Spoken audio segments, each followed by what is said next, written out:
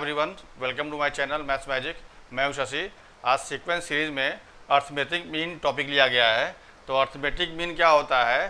किसी भी दो नंबर के बीच में एक ऐसा नंबर अगर रखा जाए जिससे कि वो अर्थमेटिक प्रोग्रेशन फॉर्म करे। जैसे सपोज़ कीजिए कोई दो नंबर ए और बी लिया गया है और उसके बीच अगर उसका अर्थमेटिक मीन एक्स मान लिया जाए तो ए एक्स बी जो होगा वो अर्थमेटिक प्रोग्रेशन होगा। ठीक है, वही हम यहाँ पे लिख दिए हैं। The arithmetic mean between two numbers is the number which when placed between them forms an AP। मतलब दो नंबर के बीच में अगर कोई एक ऐसा नंबर रखा जाए, अगर वो अर्थमेटिक प्रोग्रेशन फॉर्म करता है तो जो नंबर रखा गया बीच में वो उस दो नंबर का अर्थमेटिक मीन कहलाएगा। ठीक है, अब जैसे बताया गया, if A and B are the given numbers, अगर वो number A and B given है एंड एक्स देयर ए मतलब अर्थमेटिक मीन। ठीक है, तो क्या हो जाएगा? Then A X B are in A P. इसके हिसाब से ये बात हुआ। अगर ये ए पी में है तो ए पी में क्या होता है कि कॉमन डिफरेंस इक्वल होना चाहिए। कहीं से भी हम लें किसी भी दो नंबर का मतलब दो टर्म्स का जो डिफरेंस आएगा अगले दो टर्म्स के डिफरेंस का इक्वल होना चाहिए। तो कहने का मतलब है अगर ये मेरा ए पी फॉर्म कर रहा है तो X minus A is equal to B minus X होना चाहिए। वही यहाँ लिखा गया, this implies that X minus A equal to B minus X. अब इसको सॉल्व करेंगे, ये एक्स इधर आ गया तो ये प्लस हो जाएगा एक्स प्लस एक्स, और ये उधर चला गया तो ए प्लस बी। ये ऐड हो गया 2x is equal to A plus B. Therefore x is equal to A plus B by 2। मतलब किसी भी दो नंबर का अगर अर्थमेटिक में निकालना है तो उसका एवरेज मतलब a प्लस बी अगर नंबर है उसको जोड़ के 2 से डिवाइड कर देंगे, मतलब एवरेज निकल गया तो उसका अर्थमेटिक मीन कहलाता है। ठीक है, अब कुछ यूजफुल रिजल्ट्स इसके बारे में देखिए क्या है कि जैसे अगर हम कोई ए पी लिए हैं a plus d, a plus 2d and so on, कोई एक ए पी है जिसमें ए फर्स्ट टर्म है और ए प्लस डी सेकेंड टर्म है, मतलब डी उसका कॉमन डिफरेंस है। ठीक है, तो किसी भी ए पी में अगर हम कोई एक कांस्टेंट नंबर हर टर्म में ऐड करें तो जो रिजल्टेंट आपका सीक्वेंस मिलेगा वो भी ए पी में ही होगा। अगर किसी सीक्वेंस जब उसी सीक्वेंस में अगर कोई कांस्टेंट नंबर हम सभी टर्म से माइनस करें तो जो हमें सीक्वेंस मिलेगा वो भी ए पी में ही होगा। इसी तरह से किसी सभी टर्म्स में अगर हम किसी कांस्टेंट नंबर से मल्टीप्लाई करें तो जो रिजल्ट मिलेगा वो भी आपका ए पी होगा और डिवाइड करने पे भी ए पी होगा। तो वही यहाँ लिखा गया कि अगर ऑन एडिंग के टू ईच टर्म तो ये क्या मिलेगा? ए प्लस के, ये A plus D plus K, ये A plus 2d plus K and so on is also an A P. तो जो रिजल्टेंट आपका मिलेगा ए पी उसका first term A plus K होगा और कॉमन डिफरेंस डी ही रहेगा। ठीक है, इसी तरह से सब्ट्रैक्ट करें, अगर सभी टर्म से के सब्ट्रैक्ट करें तो ए माइनस के, ए प्लस डी माइनस के, ए प्लस 2d माइनस के एंड सो वन, ये जो मिलेगा ये भी आपका ए पी कहलाएगा, ए पी रहेगा, जिसका फर्स्ट टर्म क्या हो जाएगा? ए माइनस के, और इसको इससे माइनस करेंगे तो डी आपका आएगा कॉमन डिफरेंस। तो आपका कॉमन डिफरेंस क्या होगा? सी डी मतलब कॉमन डिफरेंस, ये आपका क्या हो जाएगा? डी। सिमिलरली अगर मल्टीप्लाई करते हैं सभी टर्म में तो क्या हो जाएगा? ए के, ए प्लस डी इंटू के, ए प्लस 2d इंटू के एंड सो वन, ये भी ए पी में होगा। यहाँ पे फर्स्ट टर्म ए के, लेकिन कॉमन डिफरेंस क्या हो जाएगा? डी के हो जाएगा, मतलब जो पहले कॉमन डिफरेंस था वो के टाइम्स बढ़ जाएगा। सिमिलरली डिवाइड में ए बाई के, ए प्लस डी बाई के, ए प्लस 2d बाई के एंड सो वन, ये भी ए पी होगा। फर्स्ट टर्म इसका ए बाई के होगा और सी डी मतलब कॉमन डिफरेंस क्या होगा? डी बाई के होगी। तो ये आपका मतलब कहने का है किसी भी सीक्वेंस में हम कोई एक कॉन्स्टेंट नंबर प्लस करें या माइनस करें या मल्टीप्लाई करें या डिवाइड करें तो जो सीरीज मिलता है वो आपका ए पी ही रहता है। ठीक है, तो आप कुछ क्वेश्चन देखिए। जैसे पहला क्वेश्चन लिया गया है, फाइंड द ए एम मतलब arithmetic mean between cos theta plus sine theta whole square and cos theta minus sine whole square. मतलब ये पहला नंबर है और ये दूसरा नंबर है, इसका आपको अर्थमेटिक मीन निकालना है। तो अर्थमेटिक मीन का फॉर्मूला क्या बताया गया है? किसी भी दो नंबर का अर्थमेटिक मीन निकालना है तो दोनों का सम बाई 2। तो क्या हो जाएगा यहाँ पे? Arithmetic mean A M equal क्या हो जाएगा? पहला नंबर क्या है? Cos theta plus sine theta whole square, फिर प्लस सेकेंड नंबर क्या है? Cos theta minus sine theta whole square by 2। अब इसी को सॉल्व करना है तो इसको ओपन कीजिए, क्या हो जाएगा? ये cos square theta plus sine square theta plus 2 sine theta cos theta. ये पहले वाले को ओपन कर लिए, दूसरे वाले को ओपन कीजिए तो क्या हो जाएगा? Cos theta plus cos square theta sorry plus sine square theta minus, जो माइनस हो जाएगा minus 2 -2 sin theta cos theta, ठीक है, बाई 2। अब देखिए ध्यान से, ये प्लस में है, ये माइनस में है, तो ये इससे कैंसिल हो जाएगा। अब यहाँ cos स्क्वायर है, यहाँ भी cos स्क्वायर है, तो क्या हो जाएगा, ये ऐड होके 2 cos square theta, plus sine square यहाँ भी है, प्लस यहाँ भी है, तो क्या हो जाएगा, ये 2 sin स्क्वायर थीटा बाई 2। अब ऊपर से 2 कॉमन ले तो क्या हो जाएगा, ये cos square theta plus sine square theta by 2। अब इसका वैल्यू क्या होता है, 1, तो क्या हो जाएगा, ये arithmetic mean is equal to क्या हो जाएगा, ये 2 × 1 बाई 2 दैट इज़ 1। तो आंसर क्या आ जाएगा, दोनों का arithmetic mean is equal to 1, ये आंसर हो गया। अगला क्वेश्चन देखिए क्या है, insert fourth arithmetic mean between 17 and 52। मतलब 2 नंबर दिया है 17 एंड 52, इसके बीच में 4 अर्थमेटिक मीन इंसर्ट करना है। तो ऐसे क्वेश्चन क्या करते हैं, जितना अर्थमेटिक मीन इंसर्ट करना हो उसको हम सपोज कर लेते हैं क्या, let A1 A2 A3 and A4 are the 4 arithmetic means between 17 and 52, ठीक है। मतलब इन दोनों के बीच में हम A1 A2 A3 A4 को मान लिए कि 4 अर्थमेटिक मीन है इसके बीच में। इसका मतलब क्या हुआ, दिस इम्प्लाई दैट पहला नंबर 17, फिर second number A1, third number A2, fourth number A3, fifth number A5 और लास्ट में 52। अभी बताया गया कि इसी 2 नंबर के बीच में जब अर्थमेटिक मीन जो होता है वो AP फॉर्म करता है, तो जब ये अर्थमेटिक मीन इस पर इंसर्ट किए हैं तो ये मेरा क्या होगा, AP होगा। तो AP में क्या होता है, अब इस AP में काउंटेबल है, देखिए 1 2 3 4 5 6, कहने का मतलब जितना आपका अर्थमेटिक मीन होगा, ये 4 होगा, सॉरी, जितना अर्थमेटिक मीन होगा उसमें 2 बढ़ा दीजिए, पहला वाला नंबर और लास्ट वाला नंबर, तो इतने टर्म्स कितने हो जाएंगे, 4 अर्थमेटिक मीन है तो 6 टर्म हो जाएंगे, जिसमें पहला टर्म क्या होगा, A = 17 और लास्ट टर्म क्या हो जाएगा, L = मतलब T6, L मतलब T6, लास्ट टर्म क्या है T6, दैट इज 52।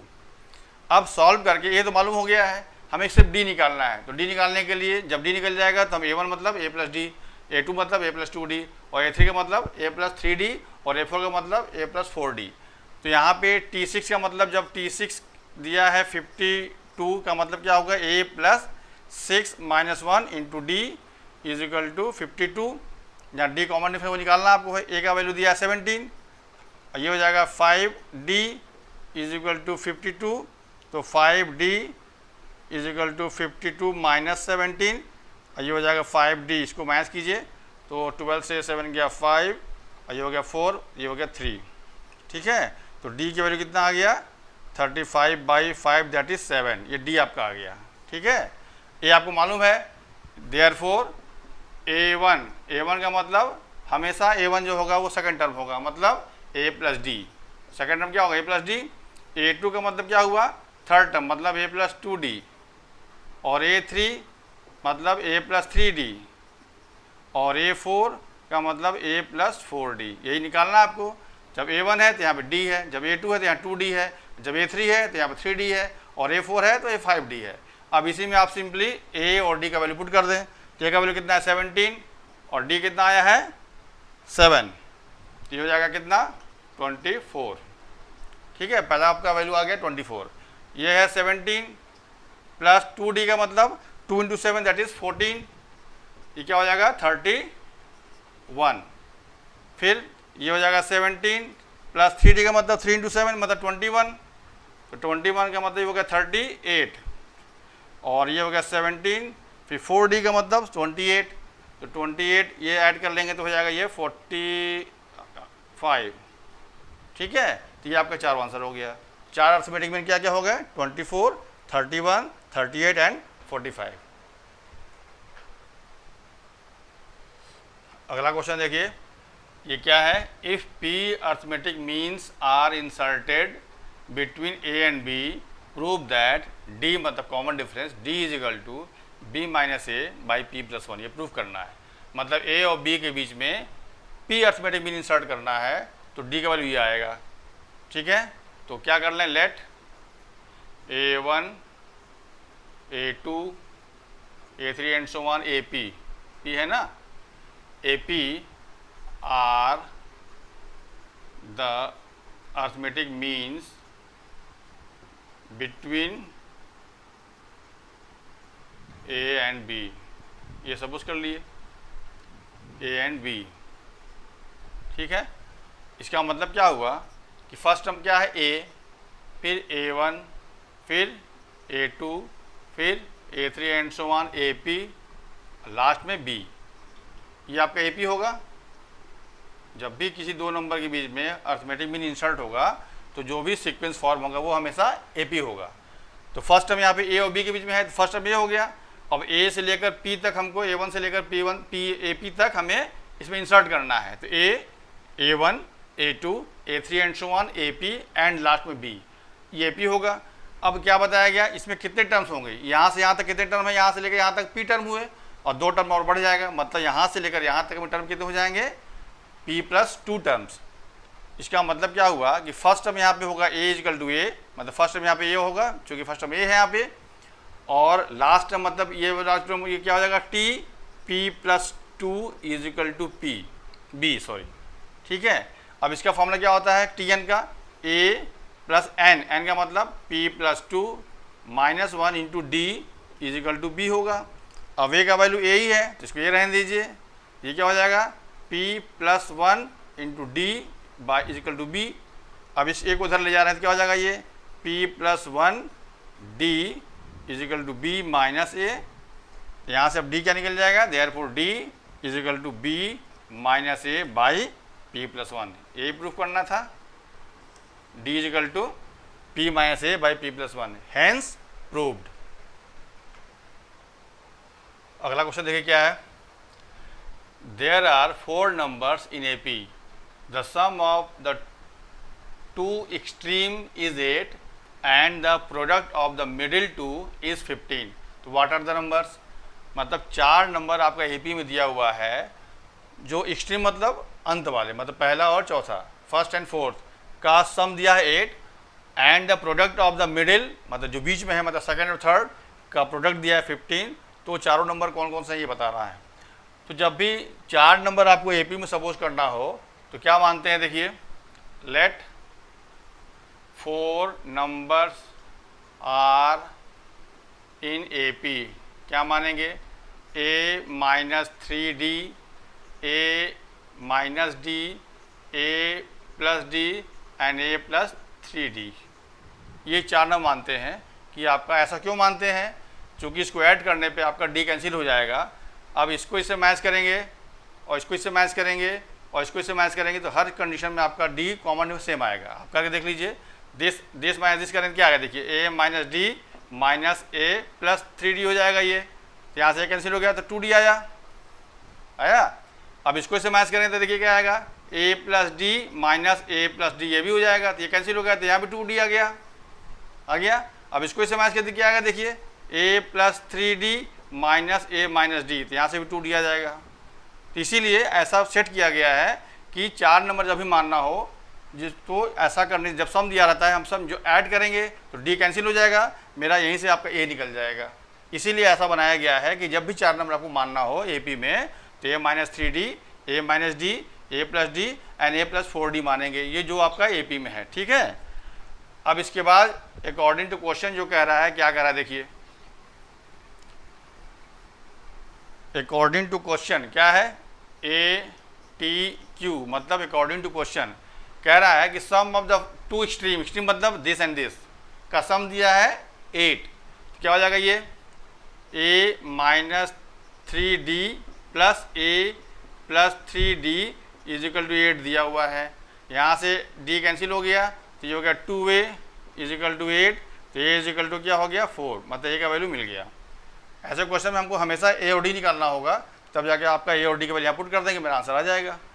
अब अगेन क्या दिया है according to question, according to ये फर्स्ट कंडीशन में क्वेश्चन में है, और दोबारा दूसरा क्या दिया हुआ है कि and the product of the middle two मतलब दिस एंड दिस का प्रोडक्ट दिया है, मतलब A minus D multiplied by A plus D is equal to दिया है 15।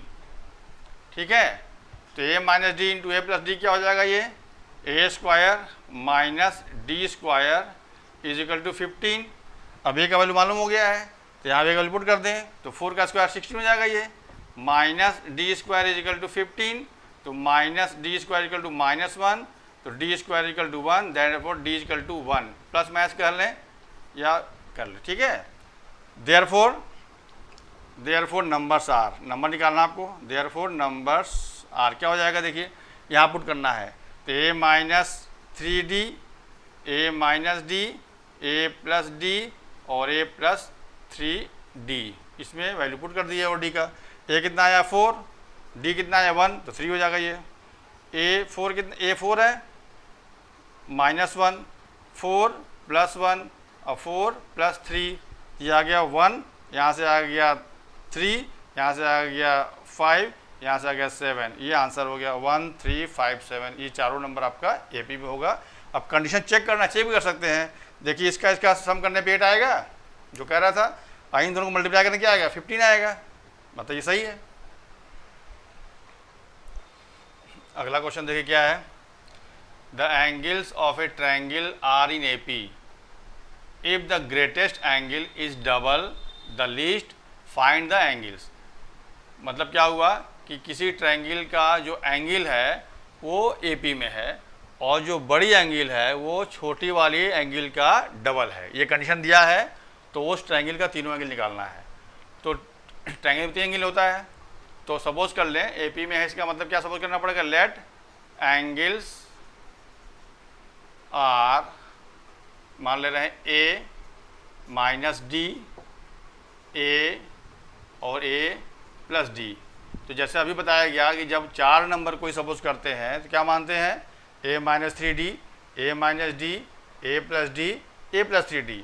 इसी तरह से जब 3 नंबर आपको सपोज करना होगा जो कि एपी में हो तो क्या सपोज करेंगे, a माइनस डी, a और a प्लस डी। ऐसा क्यों, क्योंकि जब हम ऐड करेंगे डी कैंसिल हो जाएगा, a निकल जाएगा। तो यहाँ पे ये a और d कैपिटल क्यों माने हैं, क्योंकि किसी भी ट्रायंगल को जो एंगल डिनोट करते हैं वो हमेशा कैपिटल लेटर में डिनोट कर दिया जाता है, ठीक है। तो एंगल क्या माने हैं, a माइनस डी, a और a प्लस डी। तो पहला कंडीशन क्या दिया है, अकॉर्डिंग टू क्वेश्चन क्या कह रहा है कि जो बड़ा एंगल है, बड़ा एंगल मतलब साफ दिख रहा है कि a प्लस डी बड़ा होगा, ये छोटा होगा, क्योंकि a है इसमें से d माइनस हो तो छोटा हो गया, इसमें a d जोड़ेंगे तो और बड़ा हो जाएगा। मतलब इन तीनों में सबसे बड़ी एंगल ये होगी और छोटा वाला एंगल ये होगा। तो कंडीशन क्या कर रहा है, the greatest angle is double the least, मतलब ये वाला एंगल इसका डबल है। तो क्या मतलब हुआ, a plus D is 2 times of a minus D, ये दिया हुआ है कंडीशन में। इसको और सॉल्व कर लें क्या हो जाएगा, ये a plus D is equal to 2a minus 2d। तो क्या हो जाएगा, ये इसको इधर लाइए, तो a 2a minus plus a sorry, और ये माइनस 2d और ये माइनस d। तो क्या हो जाएगा, ये माइनस में a is equal to minus 3d। इसका मतलब क्या हुआ, a is equal to 3d, मतलब एक कंडीशन मिल गया a और d में कि ये जो है वो d का 3 टाइम्स है। इसके बाद और क्या कंडीशन मालूम हमको है, जो चीज़ नहीं भी दिया है ये पता होना चाहिए, किसी भी ट्रायंगल का तीनों एंगल का सम कितना होता है 180। तो ये तीनों एंगल माना गया है, तो because a minus D plus a plus D is equal to 180 होना चाहिए, क्योंकि किसी भी ट्रायंगल का तीनों एंगल का सम हमेशा 180 के इक्वल होता है। तो तीनों को जो ऐड करेंगे तो 180 आना चाहिए। तो ऐड करने से क्या हुआ, देखिए यहाँ से d कैंसिल हो गया, तो ये क्या हो जाएगा 3a is equal to 180, that means a is equal to 60 degree, a आपका 60 डिग्री आ गया, ठीक है। अब यहाँ पे हम वैल्यू पुट कर देंगे तो यहाँ से हमें क्या मिल जाएगा, 60 इज इक्वल टू 3d, तो d का वैल्यू क्या आ जाएगा 20 डिग्री। ये बात समझ में आ गया। देयरफॉर एंगल निकालना है, देयरफॉर एंगल्स आर, एंगल क्या सपोज किए हैं a माइनस डी, और सेकेंड वाला एंगल a और थर्ड वाला एंगल क्या है a प्लस डी। अब इसी में हमको a और d का वैल्यू पुट करना है। तो ये का वैल्यू कितना है 60, तो ये जाएगा 60 और d कितना आया 20, तो 60 माइनस 20, ये हो जाएगा 60 और ये हो जाएगा 60 प्लस 20। ये क्या आ जाएगा, ये 40 डिग्री पहला एंगल, 60 डिग्री दूसरा एंगल और ये 80 डिग्री तीसरा एंगल। ये आपका आंसर हो गया, ठीक है। तो आज के लिए इतना ही। इसी टाइप के और भी क्वेश्चन को अगले वीडियो में कवर किया जाएगा। तब तक के लिए थैंक्स।